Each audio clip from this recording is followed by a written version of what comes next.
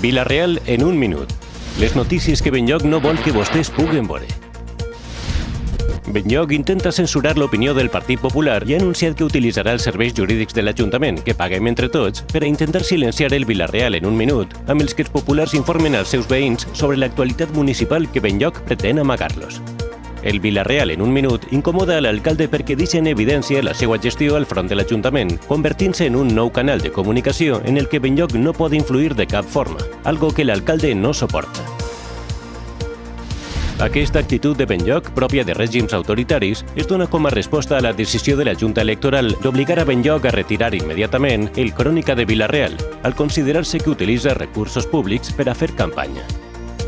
Benlloc no ens callarà i, pese a les seues amenaces, els seguirem informant per a que puguen conèixer les notícies que l'alcalde vol ocultar-los. Treballant per un Vila-real millor. Partit Popular.